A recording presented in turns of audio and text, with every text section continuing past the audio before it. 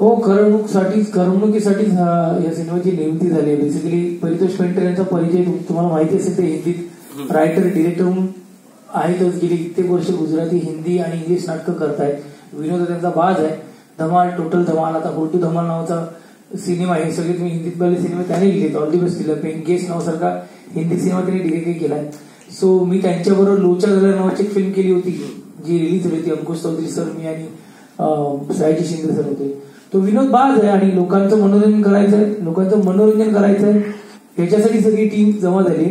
तर आम्हाला अजिबात सामाजिक संदेश काय द्यायचा नाहीये, की आम्हाला फक्त एवढं सांगायचं सगळ्या कलाकारांना की या थिएटरमध्ये या, मजा करा, एन्जॉय करा सिनेमा.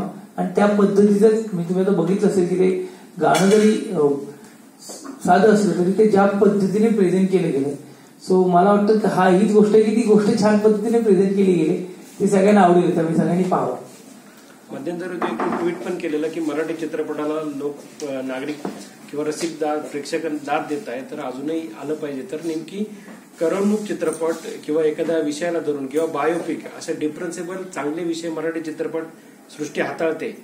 तर एकंदरच मीडियाला किंवा आपण म्हणूया जाहिरातबाजीला मराठी चित्रपट अजूनही कमी पडतो का, असं? सर, मी एक नट आहे, याच्यावर तरी पण उत्तर देतो मी त्याचं. नाही, चांगलं आहे. पण कलाकार म्हणून आम्हाला नेहमीच असं वाटतं की आमचा सिनेमा जास्तीत जास्त लोकांनी पाहावा. हे काम आहे आमचं. आमचं एक असं की तुम्ही जो सिनेमा पाहता तो आम्ही 3 वर्षापूर्वी शूट केलेला असतो. आमचं काम 3 वर्षांतर तुमच्यापर्यंत पोहोचवायचं असतं आम्हाला. त्यासाठी आम्ही प्रमोशन जितकी जास्त होईल, कारण फक्त आमचा सिनेमा येत नसतो, आजूबाजूची बरीचशी लोक असतात, त्यात तुम्हाला चॉईस असतो प्रेक्षकांना की मी कुठला बघायला पाहिजे. तर आम्ही जास्तीत जास्त पोहोचवण्याचा प्रयत्न करतो. पण ते कुठल्या पद्धतीने व्हायला पाहिजे, त्याचं प्लॅनिंग काय व्हायला पाहिजे, हे सगळं प्रोडक्शन लेवलला होतं. प्रोड्युसर त्याबद्दल जास्त बोलू शकतो. कारण आता तुम्हीच म्हणाला 3-4 वेगवेगळ्या विषयांचे सिनेमे बोललात. बायोपिक आहे, विनोदी आहे, सामाजिक आहे. तर तो कुठल्या पद्धतीने लोकांपर्यंत पोहोचला गेला पाहिजे याच्यासाठी काही हुशार लोक असतात. आमचं काम काय, आम्ही काम करणं काम आहे. आम्ही ऍक्टिंग करणार, त्यात टाइमपास करणार, धमाल करणार. आणि मग जेव्हा आम्हाला सांगा, आता नाशिकला जायचं, नाशिकच्या पत्रकार बांधवांना सांगायचं की आमचा सिनेमा कसा आहे, तर त्यातले जे पॉझिटिव्ह एलिमेंट्स आहेत, जे ह्युमरस एलिमेंट आहेत, ते तुमच्यापर्यंत पोहोचवायचे, तुमच्या माध्यमातून मायबाप रसिक प्रेक्षकांपर्यंत पोहोचतील.